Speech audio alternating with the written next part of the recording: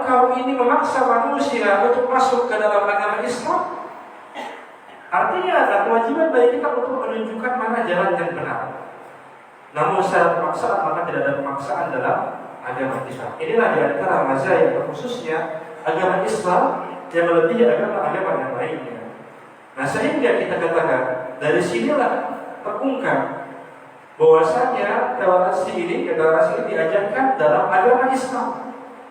Jangankan masalah toleransi yang sangat begitu banyak potensinya, banyak hukum-hukumnya. Islam aja mengajarkan kepada kita tentang bagaimana caranya untuk istinja. Apa itu istinja? Apa namanya? Bahasa orang Cinanya apa? Cebok, ya cebok, iya cebok. Cebok, ya. Diajarin itu dalam Islam.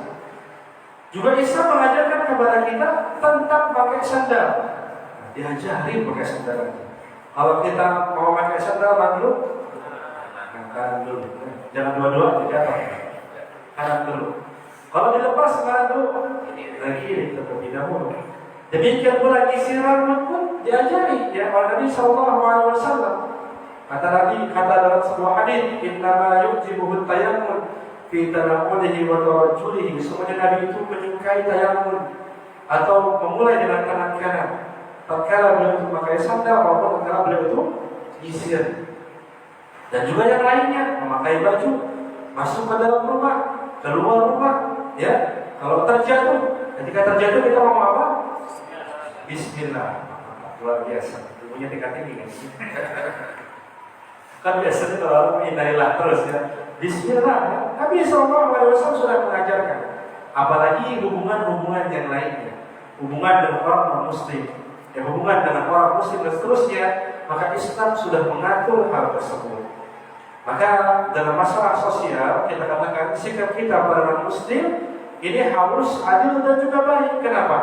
Karena Allah Subhanahu wa taala berfirman dalam surat Al-Mumtahanah atau surat yang ke-60 ya. Ayat yang ke-8 Allah Subhanahu wa taala firmankan, "La yanhaakumullahu 'anil ladzina lam yuqatilukum fid din wa lam yukhrijukum min diyarikum an tabarruhum wa tuqsitu ilaihim." Allah Subhanahu wa taala tidak pernah melarang kalian dari orang-orang yang tidak memerangi kalian dalam masalah agama. Orang-orang kafir, ya bukan kafir harbi, ya kafir yang masih kafir dhimmi. Atau kafir dhimmi adalah orang-orang yang non-muslim, orang-orang kafir yang tinggal di daerah yang orang muslim, di negara muslim. Atau orang kafir mu'ahad, punya perjanjian dengan orang muslim, ya, atau mustaqman, meminta perlindungan kepada orang muslim.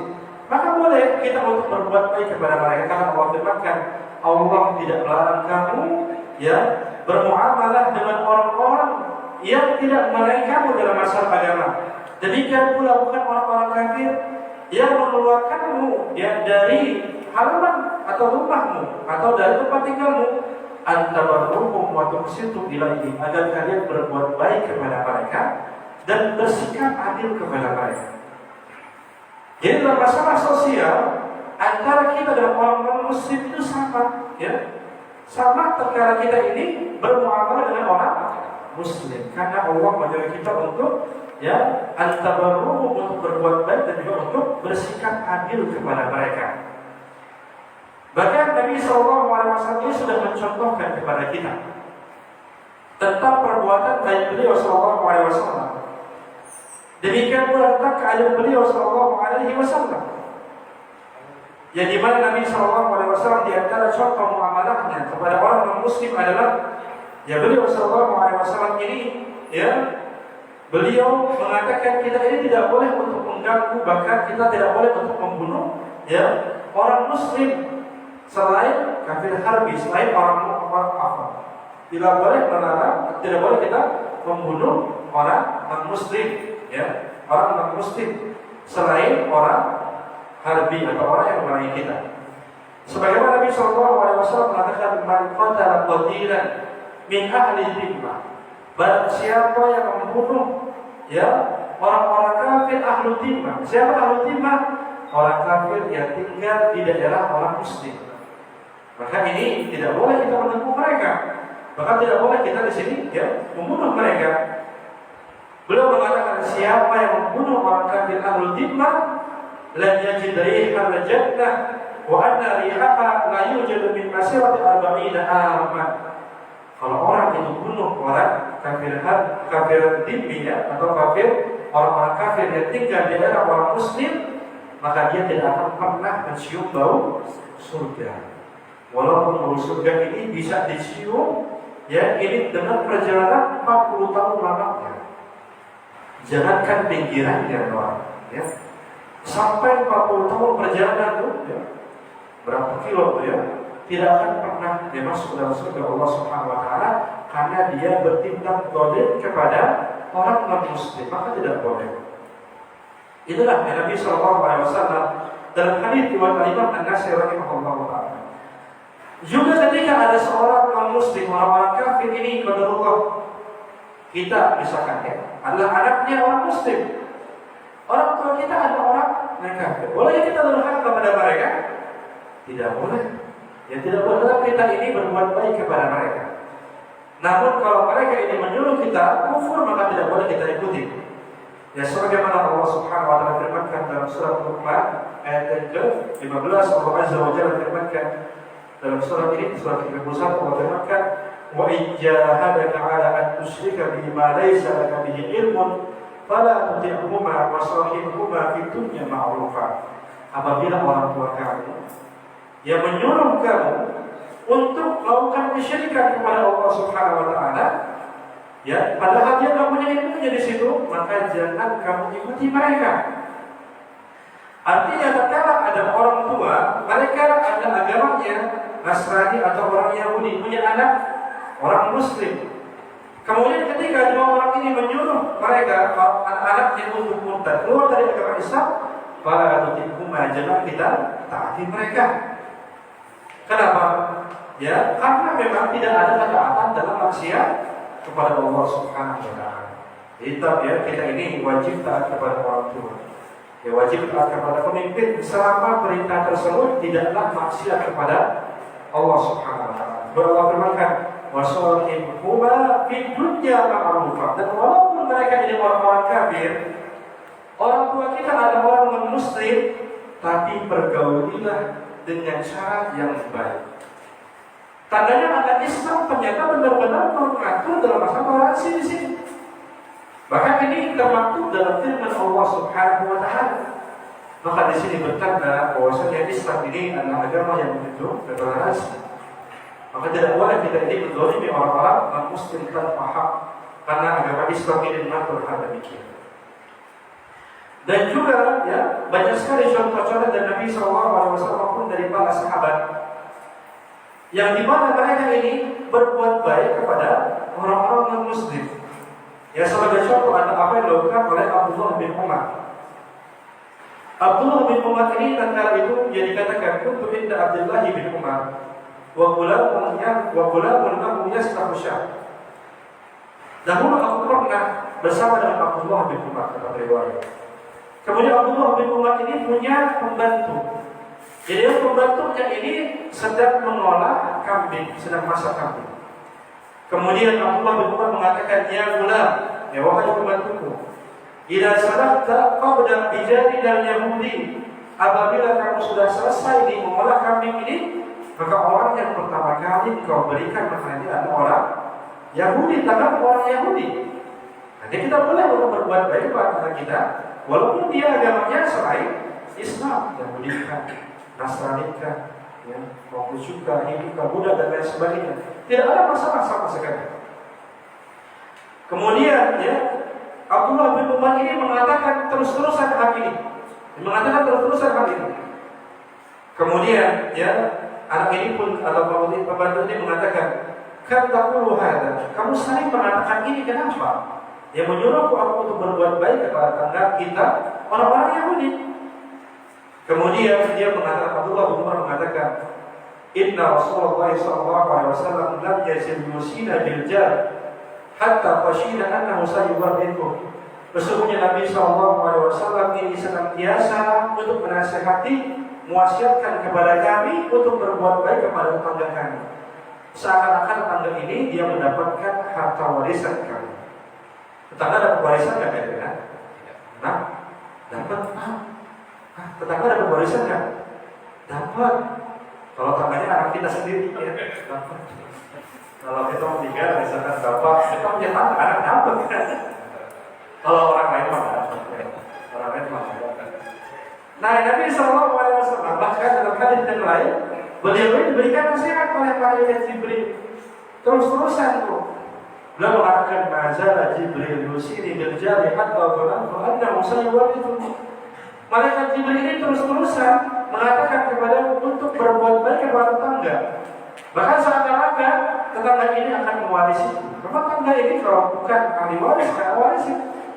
Tapi karena seringnya malaikat Jibril untuk menyampaikan hal ini, ya seakan-akan ini adalah sebuah hal yang wajib sampai dekatnya hubungan antara dia dengan tetangganya sampai ya ini merasa ini akan mendapatkan atau warisan harta. Maka tandanya ini ya kita ini berbuat baik kepada orang muslim ini hukumnya adalah diperbolehkan saja yang kepada kita dan kepada yang lainnya. Dan juga dalam hadis Nabi SAW yang lainnya, bahwasanya Abu Sa'id Al-Khudri dan beberapa sahabat yang lainnya ini pernah meruqyah orang kafir, orang non-muslim. Maka ya para ulama mengatakan hukumnya adalah boleh. Jadi ketika itu mereka ini masuk ke dalam sebuah tempat yang ternyata tempat ini tidak ada yang menjamuknya, ya, tidak ada menjamuk. Ingat ya, ini kita keluar dari tema. Jadi kalau yang kita paham, kita hafal dari Nabi SAW yang beliau mengatakan, "Man kana yu'minu billahi wal yawmil akhir falyukrim dhaifa." Barang siapa yang beriman kepada Allah dan juga beriman kepada hari akhir, hendaklah dia memuliakan tamunya. Ingat, ini hadis yang khusus, bukan hadis yang umum. Kata para ulama, hadis ini itu kita ini harus memuliakan tamu. Bagaimana cara memuliakannya? Memberikan makan spesial selama 1 hari. Kemudian 3 hari ini makanan yang biasa. Kalau kita nggak berikan seperti itu, tamu kita ini wajib, tamu kita ini boleh untuk ngambil harta kita. Nah, ini hadis khusus ya. Jadi jangan dibawa kemana-mana hadis itu. Ya. Kenapa? Karena ternyata tamu itu terbagi-bagi. Yang dimaksud dengan hadis Nabi SAW yang tadi saya baca adalah atau para ulama al-muttaz al-musafir atau orang yang perjalanannya jauh. Semisal ada orang Arab datang ke kita nih, dia nggak punya harta, nggak punya apa-apa, maka wajib di sebuah kampung ini harus melakukan ikramud dhaif, memuliakan tamu. Jadi wajib fardu kifayah. Satu orang ini wajib memberikan jamuan yang terbaik sehari, sunnah yang ada selama 3 hari yang selanjutnya dengan makanan yang biasa. Bapak ada yang mengatakan 7 hari. Ini wajib. Kalau misalkan orang ini datang kepada kita, dia butuh dan kemudian nggak ada yang ngasih, maka boleh bagi tamu ini untuk mengambil hartanya sesuai dengan hak yang harusnya diberikan kepada dia. Nah, ini tamunya jauh. Kalau tamu orang-orang dekat, apa itu tangan kita? Ya, kalau kita suruh kaum musir dia boleh atau enggak? Yakin? Allah berfirman dalam surah An-Nur, "Wa idza qila irji'u farji'u." Apabila orang yang di rumah itu ngomong, "Pulang kamu, pulanglah kamu." Boleh enggak kita ngomong? Dalam Quran boleh. Ya, jadi kalau kamu selain dari itu, boleh kita tolak, boleh kita terima. Ya, jadi maaf. Jadi tamu yang tadi falyukrim dhaifa ini adalah tamu yang spesial, tamu yang khusus. Ada pun tamu-tamu misalkan tetangga kita atau ya teman-teman kerja atau teman-teman gajian mau main ke rumah kita nih, aduh lagi mager banget, lagi mau sendiri. Kemudian akhirnya, afwan nih, lagi mau sendiri, kayaknya nggak usah datang hari ini. Boleh atau enggak? Boleh, insyaallah. Boleh ya. Sebagaimana Allah firman dalam surah An-Nur dalam masa ini Allah firmankan, ya, wa idza dakhaltum buyutan, apabila kamu masuk ke sebuah rumah, dan juga terusnya, wa idza qila irji'u, apabila dikatakan kepada kamu, ya pulanglah, maka pulanglah. Tandanya adalah kalau tamu yang biasa boleh kita untuk menyuruhnya untuk keluar. Tapi jangan musir ya. Baru datang apa yang pulang aja pulang. Habisin makan ada di sini. Jangan juga. tetap kita dengan cara yang baik. Kalau kita nyuruh pulang, ya pulangnya dengan cara yang baik ya, dan lain sebagainya. Ini demikian ya yang dikatakan atau yang berkaitan dengan masalah. Nah, Abu Sa'id Al-Khudri ini, beliau ini datang ke sebuah tempat, ke sebuah perkampungan di situ, yang seharusnya itu ada ikram dhaif yang tadi hadis yang tadi. Ada orang-orang yang harusnya itu menjamu mereka, ternyata nggak ada yang jamu. Kemudian akhirnya ada yang mau jamu dan akhirnya dia bertemu dengan seorang. Jadi mana seorang mengabarkan, oke, ya Anda mau saya jamu, tapi ada syaratnya. Pemimpin kami itu terkena sengatan binatang. Kemudian dia dalam keadaan sakit sekarang. Kamu bisa mendoakan dia tidak? Ya, hingga akhirnya dia itu sehat sembuh lagi. Akhirnya kemudian Abu Sa'id Al-Khudri juga para sahabatnya pun datang ke orang tersebut, pemimpin suku tadi. Ya, kemudian mereka pun mendoakan dengan baca Al-Fatihah yang meruqyahnya, akhirnya kemudian sembuh. Barulah setelah itu diberikan kambing yang cukup banyak. Akhirnya mereka pun datang kepada Rasulullah SAW dan minta izin, boleh nggak dia untuk diambil? Dan beliau pun akhirnya membolehkan. Jadi intinya adalah ternyata lagi-lagi ini pun mengajarkan kepada kita tentang toleransi. Dan diperbolehkan seorang itu meruqyah orang kafir, tidak masalah, insyaallah taala. Demikian pula misalkan ketika kita ini punya keahlian bekam, maka boleh kita untuk ketika ada orang lain kita ini dia sedang butuh bekam dengan muslim, boleh kita untuk bekam dia. Ya boleh. Demikian pula kalau kita punya keahlian pengobatan, maka boleh saja. Ini antara contoh yang Nabi SAW demikian pula para sahabat yang bersikap dengan orang ya non muslim atau orang kafir. Bahkan Nabi SAW pun di antara ya perintah beliau ketika perang adalah tidak boleh untuk ya membunuh para pendeta, demikian pula tidak boleh untuk menghancurkan gereja, tidak boleh menghancurkan tempat peribadatan yang lain ketika berada perangan. Ini di antara apa yang beliau SAW atur ketika peperangan. Bahkan Nabi SAW itu meninggal dunia dalam keadaan baju besi beliau digadai kepada orang Yahudi.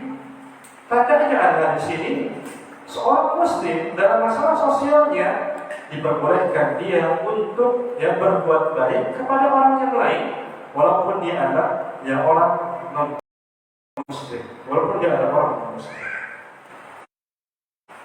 Nah, maka di sini kita harus berbuat adil ya kepada orang-orang non-muslim. Demikian pula kita harus berbuat baik kepada mereka selama mereka ini tidak memarahi diri kita dan selama mereka ini tidak mengusir kita.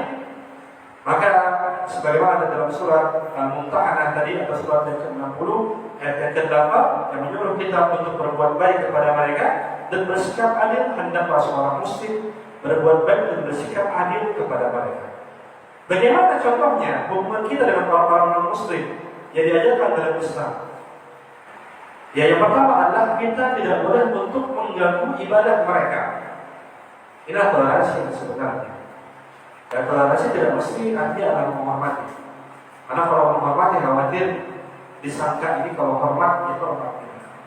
Kemudian kalau ini kita selamat, kita ucapin selamat, tidak. Tapi justru ini adalah saling tidak mengganggu. Karena tidak mengganggu karena kasam, ya saling kasam tidak mengganggu. Maka tatkala dia beribadah, mungkin tidak mengganggu mereka. Ketika mereka kemarin yang melakukan ritual mereka, jangan kita ganggu. Karena mereka punya hak, sebagaimana pula kita punya hak. Dan Islam mengatur hal ini, sehingga tidak boleh kita mengganggu ibadah mereka.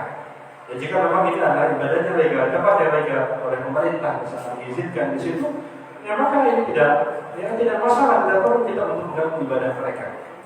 Karena khawatir, tatkala kita mengganggu mereka pun akan mengganggu diri kita.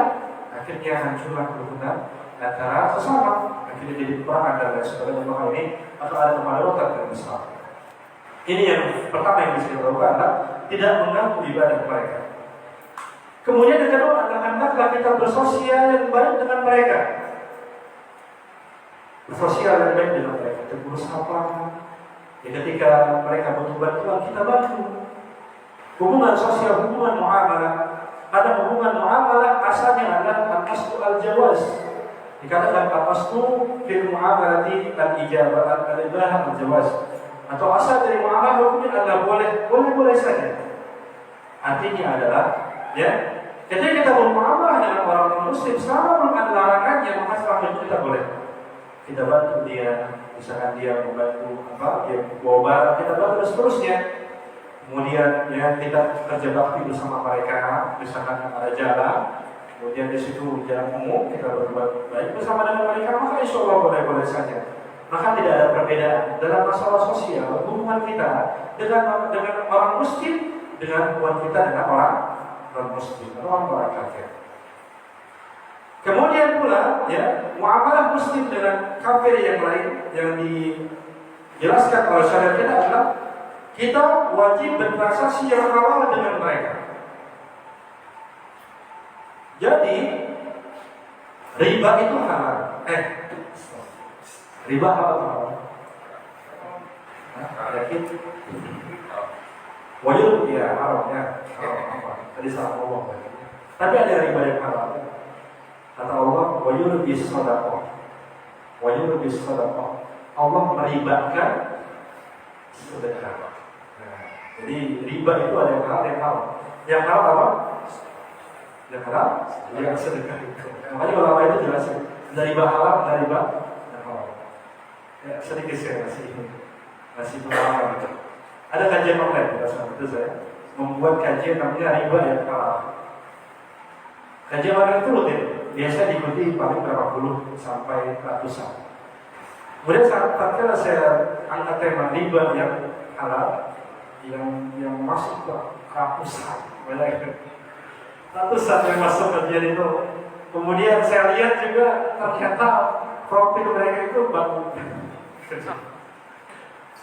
Kemudian saya jelasin riba yang halal itu ada kok sana. Adalah sedekah, langsung sebelum bahkan ada yang ngomong ya, Ustaz ngeprank kita. Nggak ngeprank. Yang memang ini dalam fikih muamalah seperti itu. Ada yang riba itu sedekah. Karena sedekah itu kan kita kasih sedikit dapatnya banyak dari Allah Subhanahu wa taala. Kita kembali tadi gara-gara salah ngomong tadi. Riba itu apa? Haram. Riba itu haram. Baik kita ini bertransaksi dengan orang muslim maupun orang non-muslim, tetap haram. Ini ada kesalahpahaman di antara kita. Ini kadang-kadang ketika kita ini Allah kita belum paham masalah ini. Akhirnya kita ini pernah transaksi ribawi, kemudian kita tahu ini riba nih. Dalam kajian ini riba. Ya udah kalau begitu saya oper aja ini kreditan ribawi ini. Dioper kredit. Kata Ustaz, riba itu haram, dan transaksinya haram. Kalau dialihkan, tadi saya mengalihkan keharaman itu kepada yang lain, saya selamat, yang lain yang selamat. Dan saya nggak boleh open kredit kepada orang muslim. Ya udah, saya punya, alhamdulillah saya punya teman orang Kristen. Saya alihkan aja kepada dia. Nah, boleh atau nggak di sini? Tetap tidak boleh. Ya, tetap tidak boleh. Tidak ada bedanya sama sekali transaksi kita dengan orang muslim. Demikian pula dengan orang non-muslim. Bahkan alasan yang selanjutnya adalah bahwa saya di antara pendapat jumhur ulama yang berkaitan dengan di pekerjaan di alam akhirat adalah al-kufar mukhatabuna bi furu'i syariah. Ini pendapat jumhur ulama dari Madzhab Syafi'i dan lain sebagainya. Apa itu? Orang-orang kafir ini akan kelak akan ditanyakan tentang furu' syariah. Jadi orang-orang muslim ini nanti tidak hanya ditanyakan tentang iman mereka, tapi ditanyakan kalau dalam kita ya, dalam akidah kita ditanyakan kenapa kamu nggak sholat, kenapa nggak zakat, kenapa nggak sedekah, begitu. Makanya muamalah kita dengan mereka itu harus halal. Jadi misalkan kalau kita ini muamalah kepada orang muslim halal, kemudian kita katakan udah oper kredit kepada orang non muslim itu halal misalkan. Kita oper kredit kepada dia, kalau dia akan bersaksi di hadapan Allah. Ketika ditanya, kenapa kamu ya ini kreditannya haram? Ya Allah, hamba muslim ini yang mau kepada saya. Nah, gimana nanti kita jawab? Tidak boleh. Demikian pula ya, kata para ulama, kata kaidah yang tadi, ketika di bulan Ramadan, yang dimana kita berpuasa, kemudian kalau ada tamu datang non-muslim, ya kita hormati dia nggak puasa karena memang dia nggak puasanya. Apakah boleh kita kasih makan? Jawabannya kata para ulama adalah tidak. Kenapa? Kalau memang itu disiarkan di bulan Ramadan, karena khawatir nanti orang ini akan ditanyakan Ya kenapa kamu nggak puasa, nanti akan nunjuk kita. Ya Allah tanggal sekian saya nggak puasa karena dikasih makan oleh orang muslim. Nah, apa yang kita jawab? Nah, sehingga di sini bertransaksi yang halal kepada mereka. Jadi beda sama orang Yahudi. Orang Yahudi itu riba itu ya dikatakan dengan haram untuk mereka, tapi haram untuk yang lain. Ya, kepada orang muslim boleh mereka. Tidak, Islam tidak seperti itu. Tidak boleh kita bermuamalah ribawi kepada orang muslim, demikian pun tidak boleh kita bermuamalah ribawi kepada orang non muslim. Maka tidak boleh ya kita kalau ada ribawi di situ, misalkan tadi ya ada kreditan, Allah ini ada ribanya, maka harus kita selesaikan. Jangan kita ya sama paukan dengan orang yang lain, kita oper dan lain sebagainya. Selesaikan saja, ya. Kemudian kita bertobat kepada Allah Subhanahu Wa Taala dari muamalah tersebut. Karena yang muamalah muslim dengan kafir sama dengan muamalah muslim dengan muslim yang lainnya harus halal dengan mereka. Kemudian pula di antara muamalah muslim dan orang non muslim yang lain yang dijelaskan dalam syariat adalah boleh kita menjenguk mereka tatkala mereka sakit. Ini boleh. Demikian pula kita boleh untuk mendoakan mereka, boleh. Ya semoga cepat sehat. Ya, insyaallah Allah memberikan kesehatan. Boleh kita untuk mendoakan mereka. Ya, karena ini adalah sebuah hal yang mubah, tidak ada keharaman dalam syariat. Dan kita dari hadits Abu Sa'id Al-Khudri, para sahabat ini meruqyah orang-orang non-muslim. Tandanya adalah punya boleh seorang menjenguk ya orang-orang muslim tatkala dia sakit, membantunya di sana, ya, membawa ke rumah sakit atau membiayainya tidak masalah. Demikian pula kita mendoakannya. Karena bisa jadi kebaikan kita ini menjadi asbab. Jadi sebab-sebab dia masuk dalam agama Islam. Karena terlihat dari samping penuh dengan rahmat dan lain sebagainya, maka luar biasa. Dan kemudian pula yang bisa kita lakukan, karena kita adalah orang muslim kepada orang non-muslim adalah kita memuliakan mereka jika mereka adalah tetangga kita. Sama persis dengan kalau kita punya tetangga muslim. Nanti ada kalau kita masak, berbanyak kuahnya. Ingat berbanyak kuahnya ini kuah orang Arab ya. Jangan sayur asam banyak kuahnya doang kita kasih. Sama. Semur jengkol, semur jengkol ada yang banyak. Kasih banyak. Ya, jangan ya di hadis kok, tapi di hadis ini ya doang kok. Ya iya, ini orang masak orang Arab ya begini memang. Ya, tapi beda sama orang Indonesia. Dan jangan cuma kuahnya doang dikasih. Benar. Enak ini. Nah, ya kita kasih itu mereka. Walaupun mereka adalah orang non-muslim. Dalilnya apa tadi? Dari Abdullah bin Umar. Abdullah bin Umar dia masak kambing kemudian akhirnya apa? Diberikan kepada orang-orang Yahudi. Maka insya Allah dia tidak mengapa sama sekali. Allah Taala. Dan kemudian selanjutnya adalah kita di antara muamalah yang diperkenankan atau orang muslim dan orang kafir adalah kita menerima atau memberikan dia hadiah. Menerima atau memberikan hadiah. Maka ini hukumnya adalah boleh saja. Sebagaimana yang Umar bin Khattab pernah memberikan hadiah kepada orang musyrikin, yaitu sebuah baju. Demikian pula Rasulullah SAW pernah menerima hadiah dari Al-Muqawqis atau rajanya orang Mesir, ya, dan lain sebagainya. Tandanya kata para ulama hukumnya boleh kita memberikan hadiah kepada mereka. Boleh memberikan hadiah kepada mereka. Ya misalkan tadi kita punya makanan kita kasih kepada orang muslim, atau ya, kita punya hadiah sedikit kita berikan kepada mereka, maka insya Allah boleh. Demikian pula tatkala mereka berikan hadiah kepada kita, ini pun sama kita boleh untuk menerimanya. Ya menerimanya. Misal dia pulang dari mana, ya, kemudian dia beli sesuatu untuk kita, ya oleh-oleh, ya, beliau misalkan kata yang lain, maka tidak masalah kita untuk menerima beliau tersebut. Insya Allah. Ini boleh-boleh saja kita menerima dan juga memberikan hadiah kepada orang-orang non-muslim. Kenapa? Karena lagi-lagi ini bisa jadi sebab, ya, dari asbab, dari sebab-sebab mereka ini ya masuk ke dalam agama Islam. Ada rahmatnya kita orang-orang mukminin. Ya dimana kita berbuat baik kepada sama, baik itu ya kaum mukminin maupun orang-orang non mukmin atau orang-orang muslim atau orang-orang kafir. kita berbuat baik kepada mereka. Mereka berharap menilai, ternyata agama Islam agama rahmat, agama baik dan seterusnya. Maka ya luar biasa gitu ya. Antum baca nggak ya sekarang sedang viral suratnya seorang pendeta yang masuk Islam kepada Syekh Abdul Razak. Ada yang udah baca? Belum ya? Banyak di situ ya. Karena kebaikan orang, akhirnya orang yang masuk Islam.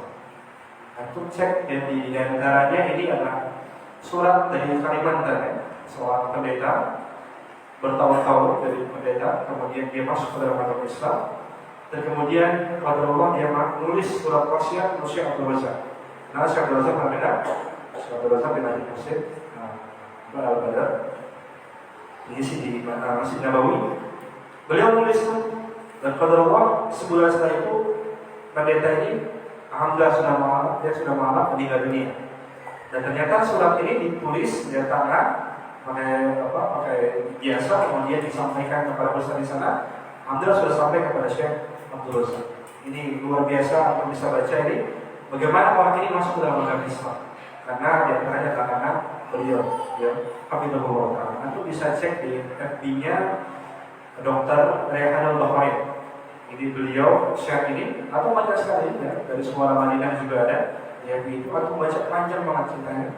Ini luar biasa ya, bahkan sampai berhenti saya harus baca karena luar biasa ya tentang bagaimana akhlak seorang muslim ini bisa membuat seorang yang luar biasa imannya itu kan pendeta bertahun-tahun dulu akhirnya masuk ke dalam agama Islam, baru mengenal mana itu kebaikan dan juga kebahagiaan yang hakiki karena masuk Islam. Jadi disebabkan di antaranya adalah karena beliau ya, juga tentunya karena dapat itu adalah Allah Subhanahu wa Ta'ala. Ini makanya penting kita untuk berbuat baik kepada kaum mukminin yang lain, demikian pula kepada muslim. Ya, semoga dari ini menjadi sebab dan asbab hidayah atau sebab-sebab seorang itu masuk ke dalam agama Islam. Nah, kemudian di sini ada turunan dari tadi, yaitu poin kita boleh untuk menerima, demikian pula memberikan hadiah kepada orang muslim. Nah, kemudian apakah boleh kita untuk memberikan hadiah? Kita kasih hadiah kepada mereka di hari Id mereka? Jawabannya adalah tidak boleh. Ya, jawabannya adalah tidak boleh. Jadi sebagaimana dikatakan ya oleh ulama Al-Malikiyah dan kitab At-Taj Al-Iqlim dikatakan wa quli harakaya bil qasim an-yahdiyah lil maswarifi idihi mukafa'atan, maka tidak boleh dimakruhkan seorang muslim untuk memberikan hadiah kepada orang Nasrani di hari raya mereka. Tadi secara umum boleh, namun secara khusus di hari rayanya maka khawatir ini sebagai tanda kerinduan kita, ya, sebagai tanda kita itu mendukung mereka untuk melakukan ibadah kepada selain Allah Subhanahu wa Ta'ala.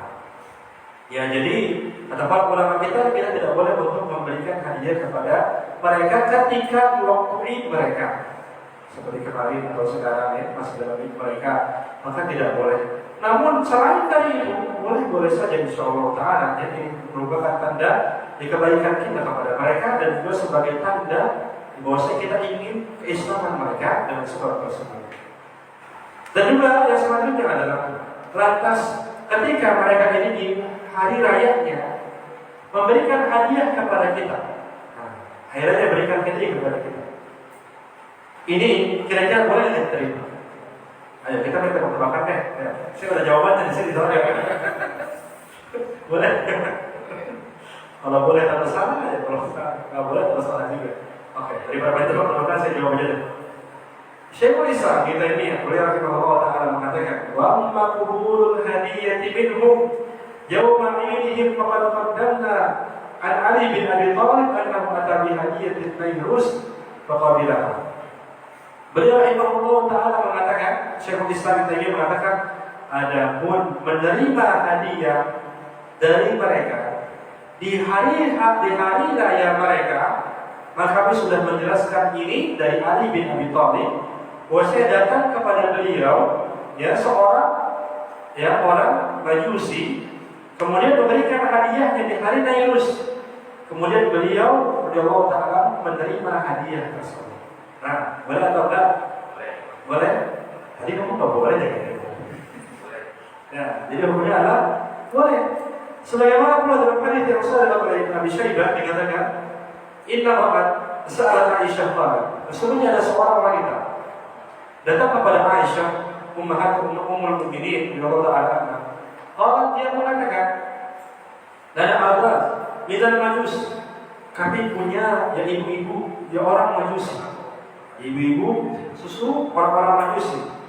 Wa innahu yaqulu lahumul id fayahduna lana. Dan mereka ini punya hari Id. Nah, setiap hari Id mereka malah kasih hadiah kepada kami.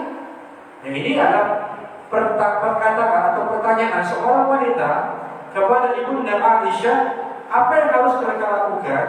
Karena mereka ini setiap hari Idnya, hari rayanya orang-orang Muslim, orang-orang Majusi ini, mereka malah kasih hadiah kepada orang-orang Muslim pada saat itu.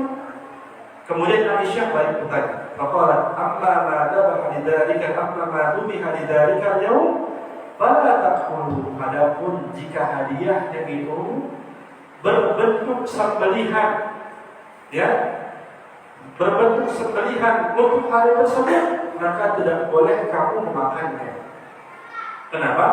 Karena sembelihannya selain orang Muslim sama selain ahlul kitab itu tidak boleh kita konsumsi.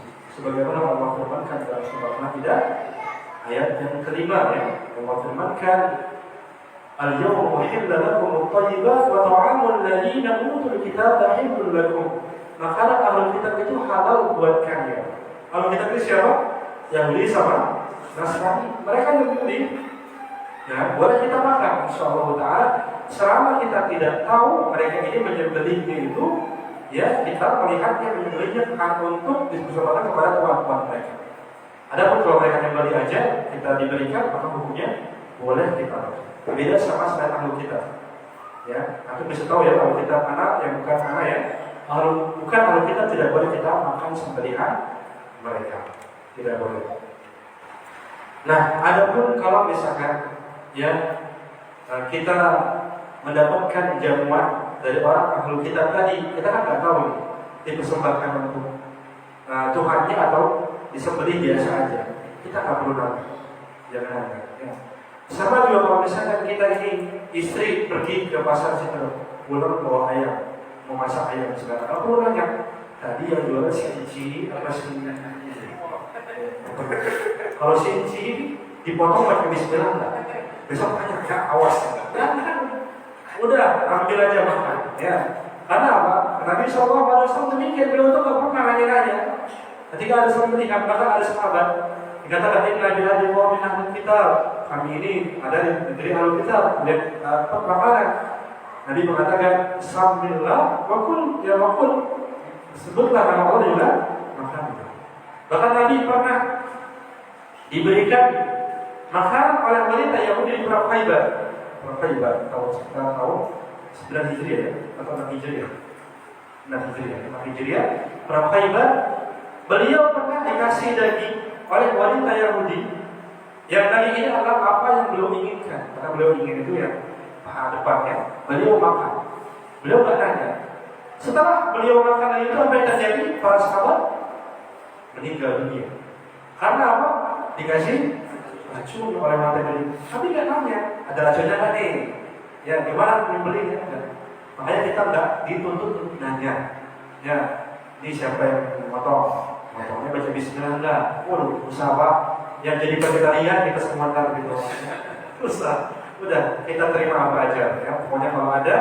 Dan insya Allah kita yakin ini dari pasar, kemudian yang jual adalah orang Muslim atau yang lainnya, ya. Kita nggak paham itu, tetap kita makan, maka insya Allah boleh-boleh saja. Adapun di sini, orang Majusi bukan ahlul kitab, maka tidak boleh seorang untuk memakannya. Kemudian, ya, beliau berkata, walakin kulu min asjarihim, tapi makanlah dari buah-buahan yang mereka kasih. Sehingga hukumnya adalah boleh saja kalau ada orang Muslim ini memberikan hadiah kepada kita. Karena hakikatnya kita nggak sedang meridhoi mereka, karena mereka itu kasih hadiah, kita nggak tahu apa-apa. Mereka kasih hadiah, maka boleh kita untuk menerimanya. Ini adalah pendapatnya Syekhul Islam Ibnu Taimiyah.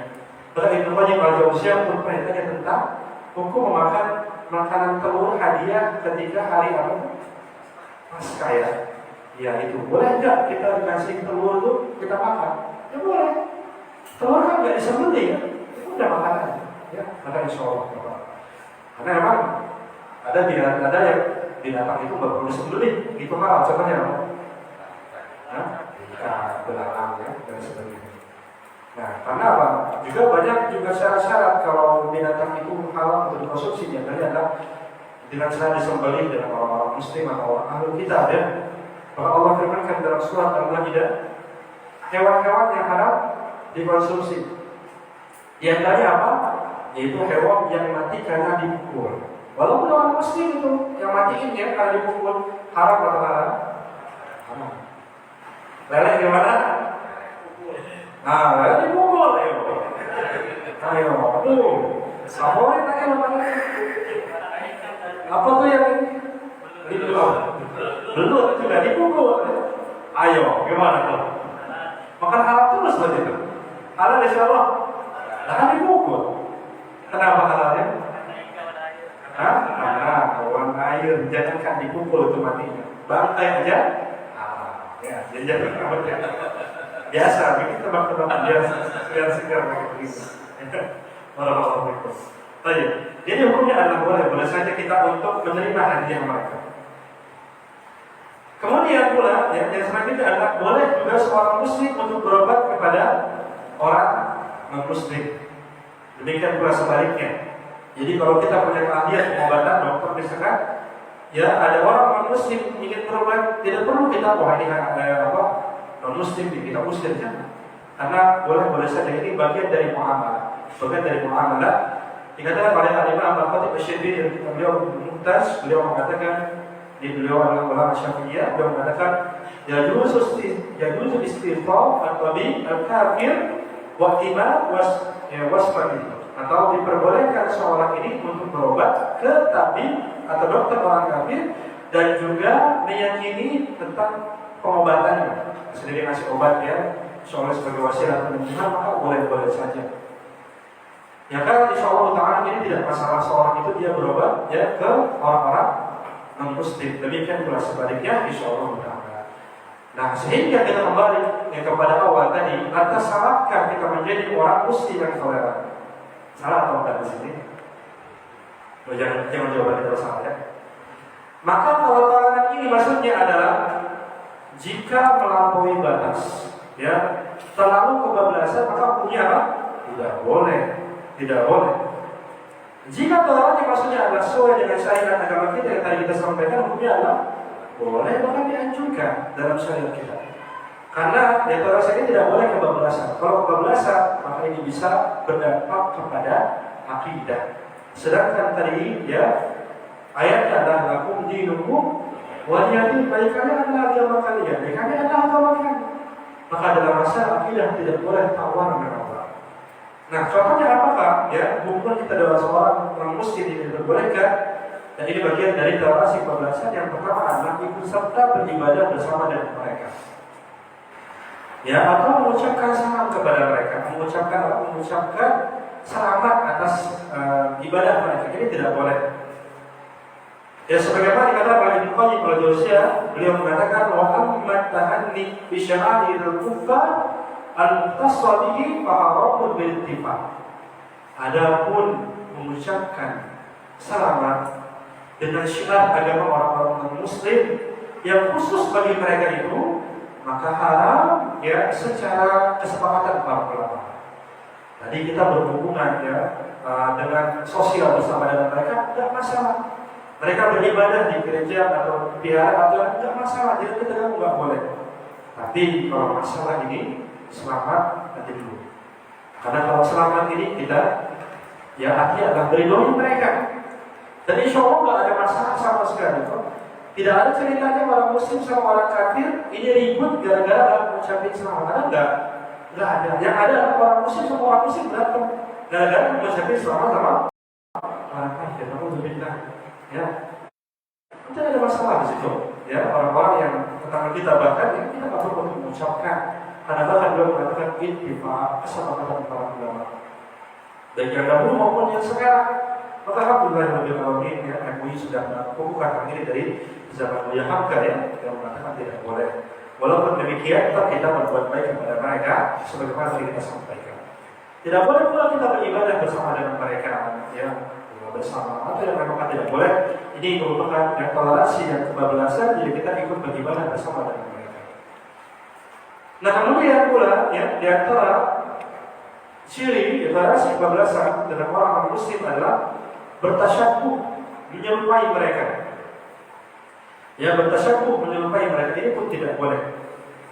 Karena Nabi SAW mengatakan, "Man tashabbaha biqaumin fahuwa minhum." Barang siapa bertasyabuh dengan orang-orang, dengan suatu kaum, maka dia bagian dari mereka.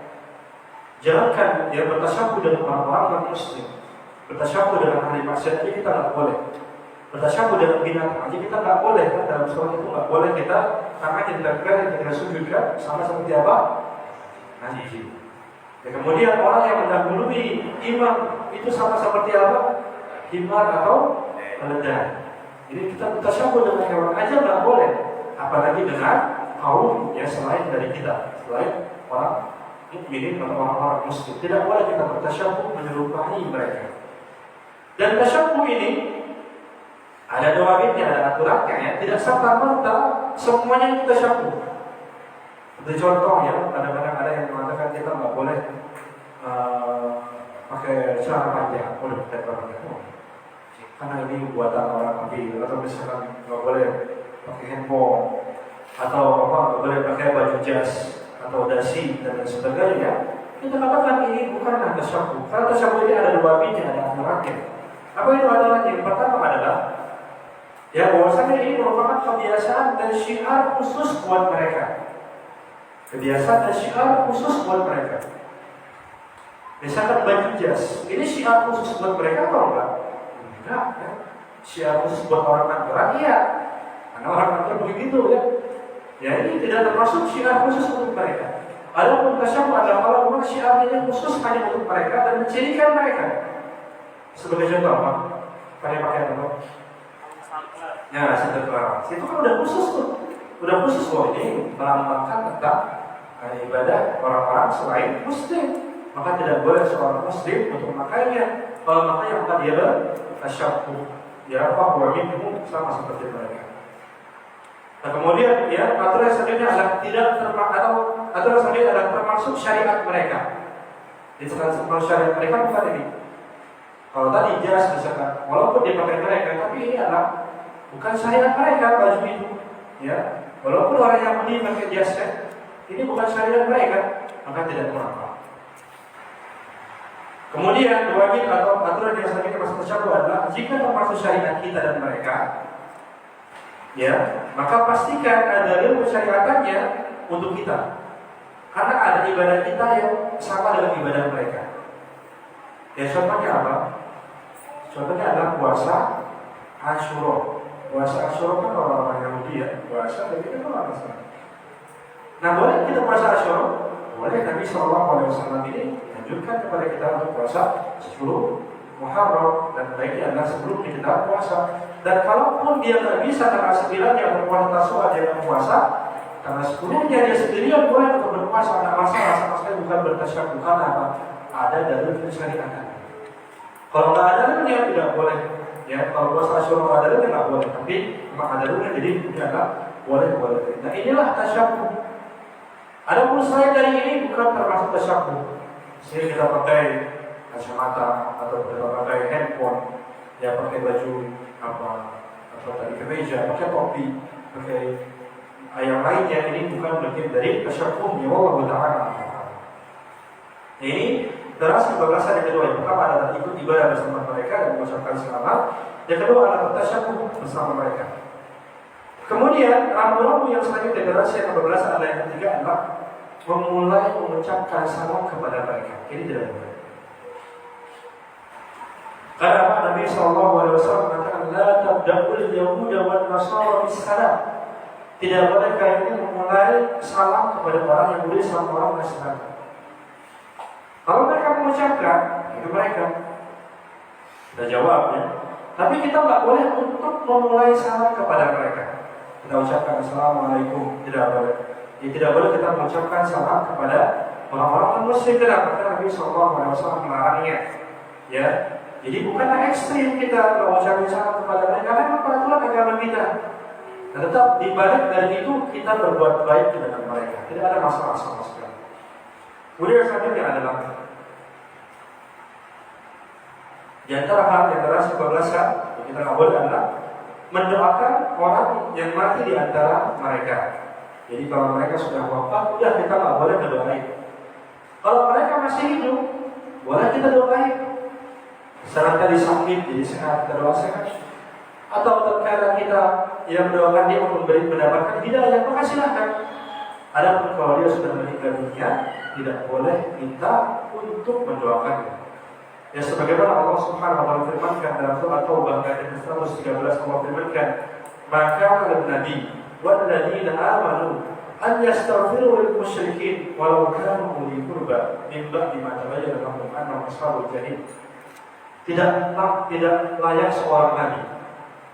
Demikian pula orang-orang yang beriman untuk meminta ampun, ya, untuk orang-orang musyrikin walaupun mereka adalah orang-orang yang terdekat. Jadi tidak boleh kita mendoakan mereka tatkala mereka ini sudah meninggal dunia.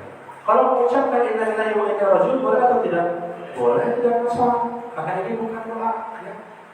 Ini namanya kalimat apa? Istirja. Inna lillahi, semuanya kami adalah punya Allah. Wa inna ilaihi raji'un, dan kepada Allah kami akan dikembalikan. Ini kalimat yang umum saja. Ya semua kita kembali kepada Allah Subhanahu wa taala. Namun ya rahimahullah atau semoga Allah ampuni dan lain sebagainya, ini tidak boleh kita samakan kepada orang-orang non-muslim karena ada peraturan kita dalam Islam seperti ini, tidak boleh. Nah, kemudian yang selanjutnya adalah sebuah adalah ya, yaitu menjadikan mereka sebagai sahabat setia atau wali kita, ini tidak boleh. Kalau berteman, ya teman aja, ya tidak masalah. Dari kita punya tetangga kita nggak masalah. Tapi kalau sudah menjadikan dia teman setia kita, apalagi wali ya, yang mengurus ya perkara kita, maka tidak boleh. Ya sebagaimana Allah Subhanahu wa taala firmankan, ya ayyuhalladzina amanu la tattakhidul kafirina awliya'a min dunil mu'minin. Wahai orang-orang yang beriman, jangan kalian ini mengambil orang-orang kafir sebagai wali-wali kalian, padahal ada orang-orang mukmin di tengah-tengah kalian. Ya, kita menjadikan mereka teman-teman setia dan seterusnya. Kemarin pada pertemuan terdahulu sudah kita menjelaskan tentang sahabat. Ada sahabat mukmin, ada sahabat ya fajir atau orang biasa. Jangankan ya, seorang ini punya teman setia atau sahabat setia orang-orang kafir ya. Sahabat setia orang-orang ya orang-orang maksiat aja walaupun mereka muslim ini, hendaklah kita hindari mereka ya, karena mereka membawa kerugian untuk kita dunia maupun di akhirat. Jadi ini rambu-rambu yang berkaitan dengan toleransi, baik itu yang ada kebablasan maupun ada yang dibenarkan dalam syariat. Jadi kebablasan ini tidak boleh kita untuk melakukannya. Dan tadi kita ikut beribadah bersama mereka, atau bertasyabuh dengan mereka, atau mengucapkan salam kepada mereka, atau mendoakan orang mati di antara mereka. Demikian pula tidak boleh kita menjadikan mereka sebagai teman setia kita. Dan kemudian tadi, ya selain dari ini, maka insya Allah diperbolehkan ya kita bermuamalah dengan mereka, menjadikan bisnis atau menjadi atasan dalam perusahaan ya. Kemudian kita bantu dalam bakti sosial, atau kita berbuat baik bersama mereka, atau kita berikan hadiah kepada mereka, atau kita berikan makanan untuk mereka dan seterusnya. Maka insya Allah dengan ini merupakan sebuah hal yang indah ya. Insya Allah akan tercipta harmoni kehidupan jika kita berpegang teguh kepada sunnah kita Nabi Muhammad SAW. Wallahu ta'ala barangkali yang disampaikan pada pertemuan kali ini masih ada waktu cukup banyak, sekitar ada 50 menit lagi atau 40 menit lagi. Kita bukan saya jawab dengan khawatir yang saya pikir ini banyak yang nanya mungkin ya. Silakan untuk bertanya baik lewat salin kertas atau langsung ditanya. Baru.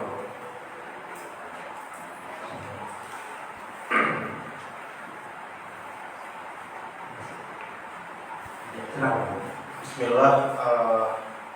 Ana ingin bertanya Ustaz,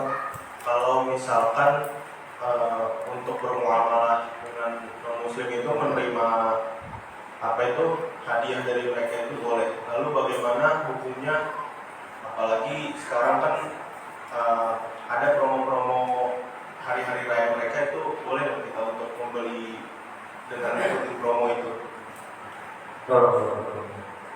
Mengikuti ibadahnya nggak boleh, tapi ngambil promonya. Ngambil untung. Iya, Imam Ahmad pernah tanyakan masalah ini pun dilakukan oleh Syekhul Islam ini ya. Dari tadi kita jelaskan, menjelaskan tentang al-aswaq atau pasar-pasar.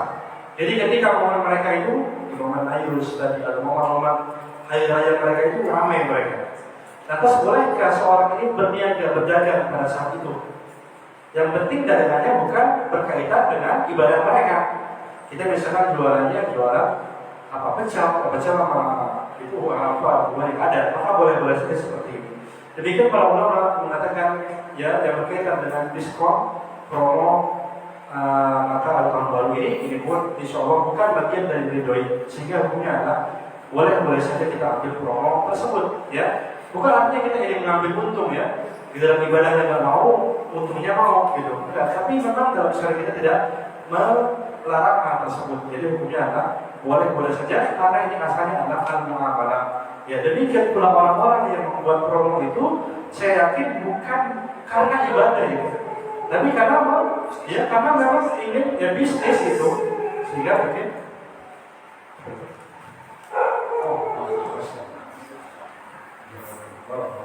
ya ini tapi karena ada kepentingan bisnis akhirnya bikin promo dan sebagainya. Wallahu ta'ala. Ya di sini ada pertanyaan. Assalamualaikum warahmatullahi wabarakatuh. Dulu pernah punya tangga Nasrani, selalu bagi-bagi makanan ke warga saat hari raya Nasrani. Hukum makanannya gimana ya? Apa boleh kita makan makanan saat hari raya Nasrani? Makanannya dari siapa? Jazakallahu khairan. Nah, ya tadi yang kita sampaikan pendapat Syekhul Islam tadi yang diberikan pula Syekhul Islam Ibnu Qayyim al-Jauziyah yang mengatakan hadiah orang-orang Nasrani di hari raya mereka ini hukumnya adalah boleh, selama demikian pula beliau menukil dari hadits riwayat Abi Syaibah tentang Aisyah. Ini ditanya oleh seorang perempuan tentang makanan yang diberikan oleh orang-orang Majusi di hari raya mereka. Aisyah mengatakan dulu makanlah kalau memang itu bukan sembelihan mereka atau buah-buahan mereka. Artinya adalah ketika mereka ini memberikan makanan tradisional kepada kita, apakah boleh kita makannya? Jawabannya adalah Allah Ta'ala, hukumnya adalah boleh. Baik itu ada dagingnya, misalnya sembelihan, ada ayamnya atau yang lain, maka boleh saja. Karena sembelihan mereka ini adalah sembelihan yang halal, karena disebutkan mereka ahlul kitab. Walaupun mereka nggak bakal ngomong bismillah, tapi mereka ahlul kitab adalah menjadikan mereka ini halal sembelihannya sebagaimana Allah firmankan dalam surat Al-Maidah ayat yang kelima yang tadi kita bacakan. Ya, jadi Allah ini hukumnya adalah kita boleh untuk memakannya. Kemudian jika ada keraguan tadi, tapi khawatir ini sebagai sajian dia atau disembeli atas untuk ini, kita nggak tahu di sini. Ya, dan kita pun nggak dilazimkan untuk mencari tahu. Jangan perlu nanya, ini apa nih?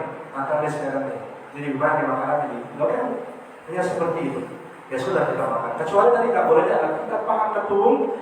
Dia itu pasti ya pada saat itu buat langsung disembahkan kepada Tuhannya misalkan ya, itu baru tidak boleh. Jadi secara asal Allah hukumnya adalah boleh sebagaimana pendapat dari Syekhul Islam dan biasa mengatakan itu.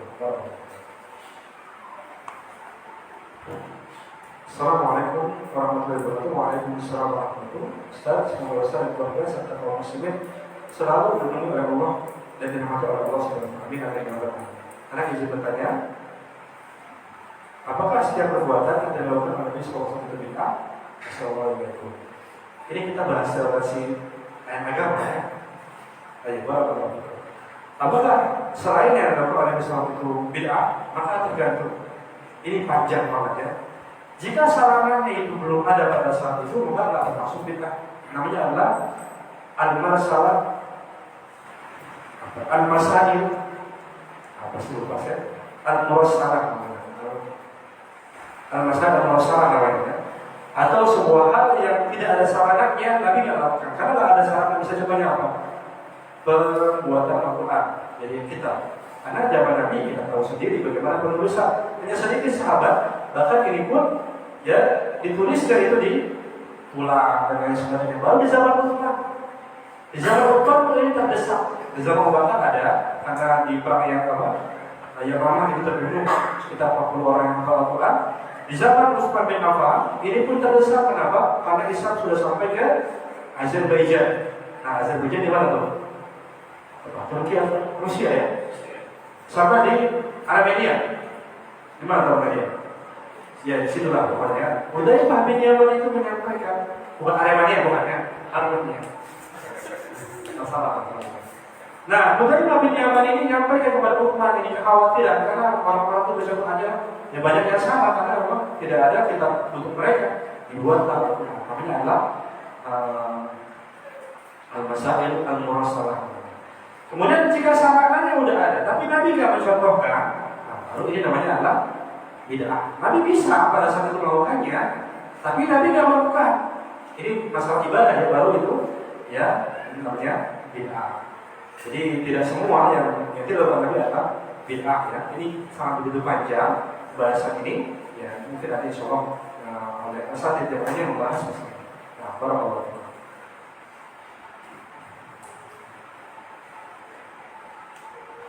Bolehkah menginap di rumah orang kafir? Dan banyak ditemukan makanan-makanan keagamaan mereka seperti patung Yesus salib dan bahkan anjing. Dan bolehkah menghadiri acara kematian dari saudara? Besok Allah khairan. Iya, jadi ya, tadi kita jelaskan kita boleh sebatas sebagai teman dan jangan sampai sebagai habib atau sodik atau sahabat yang dekat dengan mereka. Karena khawatir, kenapa nggak boleh? Khawatir akidah kita ini malah tergadaikan karena saking dekatnya kita dengan mereka. Akhirnya kita malah tadi mengucapkan selamat, kalau enggak kita nggak enakan kan, karena sahabat dekat. Bahkan kadang-kadang kita bermalah ikut ibadah sama mereka karena sahabat dekat. Ini tidak boleh ya. Kita hanya sekedar jadi teman mereka, tidak boleh terlalu melampau jauh. Kemudian jika mas sekali misalkan kita minat rumah teman kita atau kita nginap di sebuah hotel yang pada rumah ada itunya, ada simbol-simbolnya, maka ini hukumnya adalah boleh-boleh saja. Ya namun karena kita ingkari ya simbol-simbol tersebut karena ini adalah simbol yang atau yang menyelisih syariat agama kita. Ya, jadi ini hukumnya adalah jika memang hanya sekali-sekali, ini hukumnya boleh, wallahu ta'ala. Dan baiknya ada kita ke tempat yang lain ya. Bagus. Dan bolehkah menghadiri acara kematian dari saudara kita yang kafir ya? Jika kita ada saudara kita ini, kita bertakziah kepada mereka, takziah, kemudian kita ucapkan ya sabar ya musibah dan lain sebagainya, maka boleh sampai sebatas itu aja. Tapi kalau kita ikut di sana sampai prosesi mereka kadang nyanyi ya, kita ikut situ dulu. Atau kita intibah mengikuti jenazah dia, ikut prosesi kuburannya, maka Syekhul Islam mengatakan hukumnya adalah tidak boleh, karena ini bagian dari ibadah mereka, ibadah mereka. Jadi kalau hanya takziah sebentar, insya Allah yang benar adalah ya boleh saja. Allah Taala. Ya.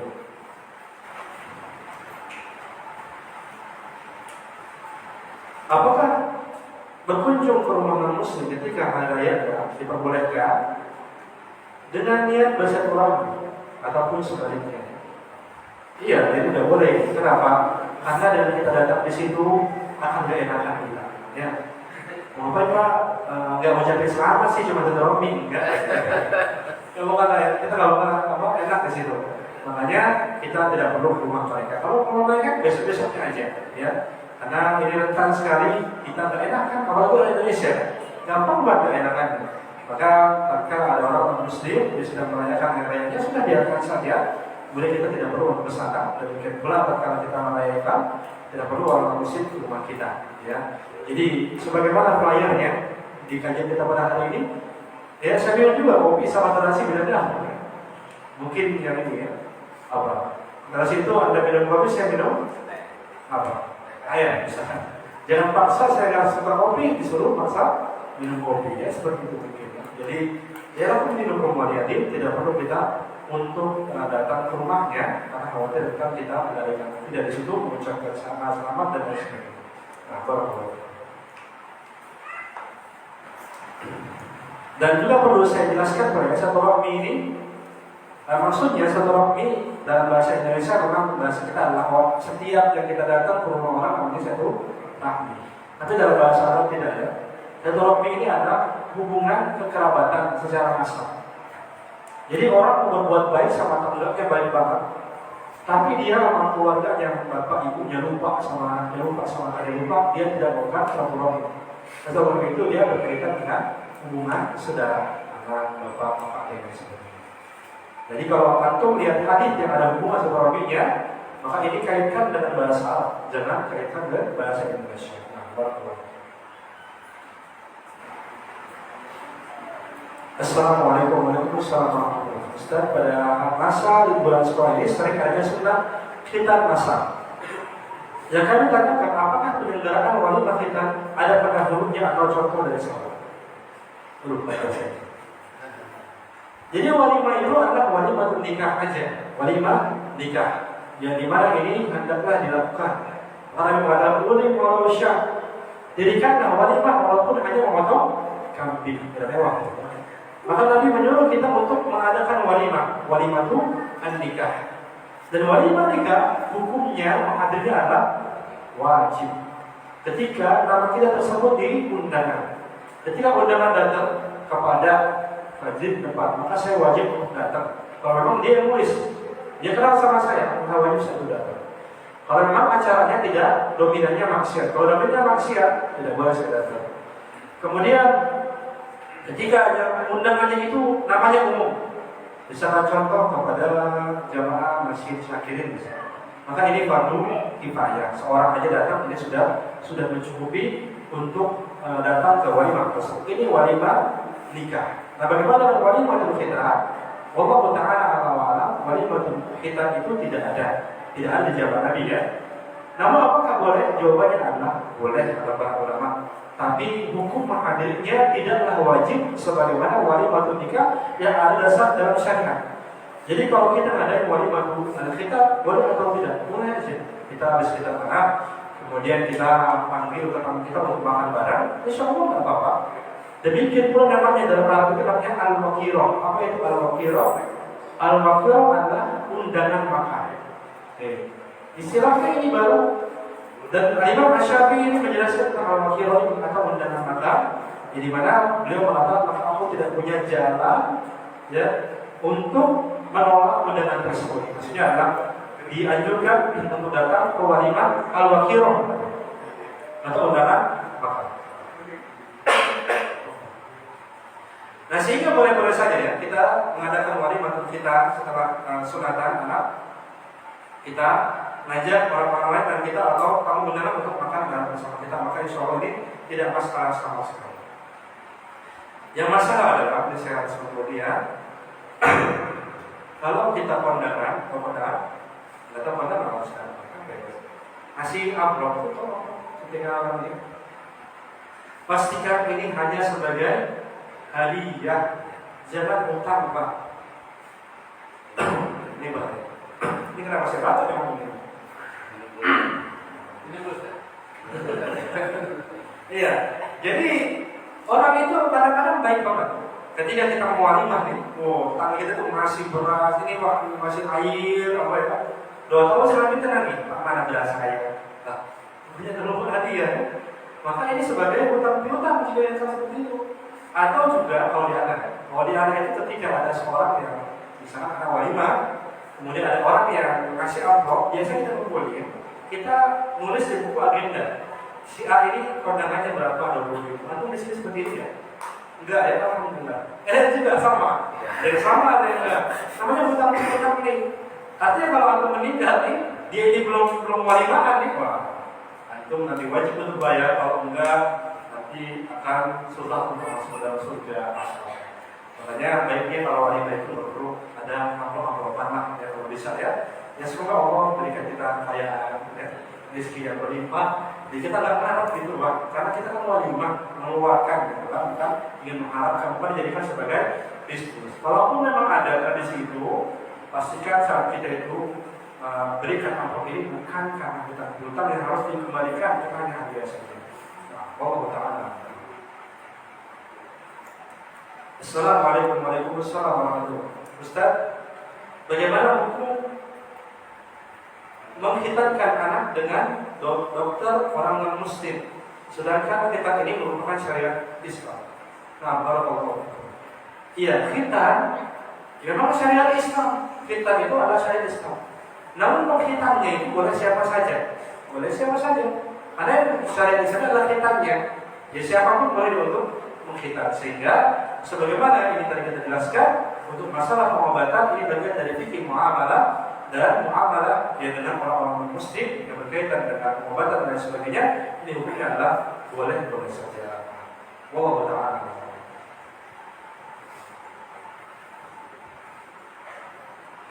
Ustaz, anak tinggal di rumah non-muslim dan anak berdagang di situ, apakah boleh menjual angpau yang erat dengan ritual ibadah mereka? Anak belum tahu masalah angpau itu ibadah atau enggak. Ada ya ibadah ya? Mungkin ada. Jika memang ini bagian dari ibadah mereka, maka kita tidak boleh untuk menjual angpau ini.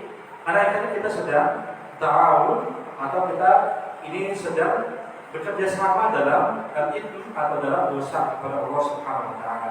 Jadi boleh kita dagang yang lain, dagang makanan, ya, dagang amplop biasa. Tidak ada masalah, karena amplop biasa itu enggak mensyirikan angpau yang ini kan. Kalau memang amplop ini adalah bagian dari dosa mereka. Kalau bukan maka boleh, tapi kalau memang iya maka tidak boleh, karena memang ini sudah ritual mereka.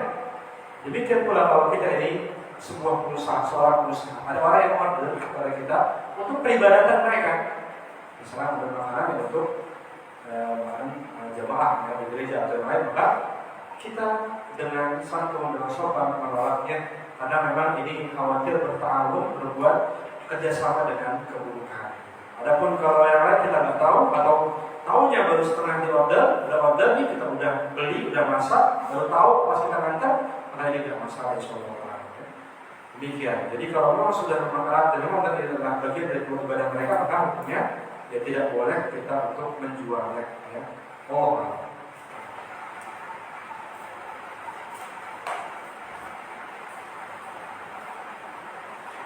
Dalam toleransi, kami tinggal di suatu kampung yang mayoritas orang Muslim. Ada kelompok mayoritas orang Muslim yang menjadikan tempat ibadah mereka. Bagaimana sikap kita sebagai seorang Muslim?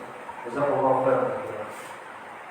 Iya, tadi sudah kita sampaikan bagaimana orang Muslim itu dia bersikap toleran kepada orang non-Muslim dalam masalah sosialnya, hubungan sosialnya. Bagaimana dia berniaga, bagaimana dia bersosial, bermuamalah yang baik, memberikan hadiah dan lain sebagainya. Maka ini boleh-boleh saja. Cuma dalam masalah akidah ini hukumnya adalah tidak boleh. Demikian pula jika memang sudah mayoritas Muslim di sini, kemudian Allah ingin membuat ya tempat ibadah. Kalau kita mampu untuk menolaknya, kita tolak. Karena ini bagian dari rangka ibadah mereka, masalah akidah, kita tolak.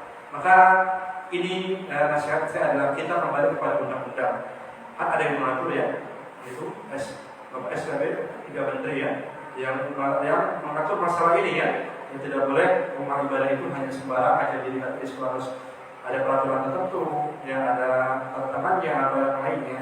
Maka kalau memang terjadi seperti ini mayoritas Islam, boleh ada hanya segelintir orang mendirikan tempat ibadah, jangan langsung dikatakan oleh Allah, rahasia aja, lakukan ini boleh tidak, ini kebablasan. Ini bagian dari ibadah, sama akidah mereka. Nah ini kita tidak. Kenapa seperti ini? Ya sebagaimana para ulama dikatakan oleh para ulama kita, demikian pula para ketika di dinasti Umayyah dan lain sebagainya, ketika pembangunan rumah ibadah yang ilegal mereka hancurkan. Karena memang ini menyelisihi hukum syariat maupun hukum dalam pemerintahan mereka. Ya ini yang berkaitan dengan masalah pendirian hukum pendirian rumah ibadah. Maka untuk lebih amannya, karena saya alami itu kita sering itu mengadakan penolakan dan lain sebagainya, kemudian menurut terus saja ada itu. Karena kita nggak punya payung hukum, maka mau tidak mau di sini kita mainnya dengan cara legal, kita lapor kepada pihak yang berwajib ya, karena misalkan kita sudah ada dukungan dari masyarakat ada tanda penolak atau yang lainnya, sebisa kita tolak. Yang kita yang penting adalah jalurnya adalah absah pemerintah bagaimana.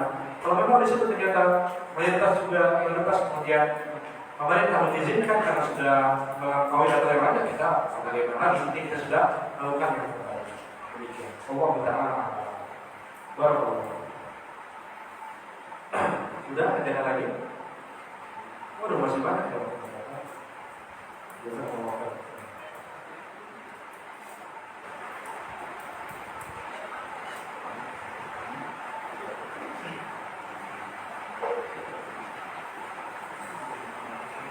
Ya, ada apa? Sudah waktu? Oh ya, tidak ada? Pembahasannya tidak ada?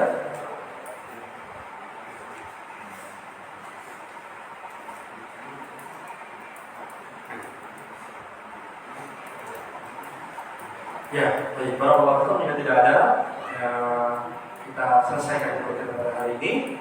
Dan tadi mohon maaf kajian terlalu cepat karena saya khawatir biasanya banyak yang nanya, pas sedikit tapi lebih banyak juga. Jawabnya kali kasar mungkin ya. Tapi semoga apa yang kita jelaskan baik yang dan materi atau luar materi bisa kita pahami bersama. Kemudian bisa kita pun mengamalkan dalam kehidupan sehari-hari untuk menjadi orang yang benar, muslim dalam masalah muamalah, namun muslim yang punya paham tauhid yang benar dalam masalah akidah. Ya lakum dinukum wa ya'id. Barakallahu fikum. Terima kasih atas kehadirannya pada hari ini. Mohon maaf jika ada kesalahan yang disampaikan, kelebihan atau kurangnya. Kita akhiri subhanallahi wa bihamdihi, asyhadu an la ilaha illa anta, astaghfiruka wa atubu ilaik. Assalamualaikum warahmatullahi wabarakatuh.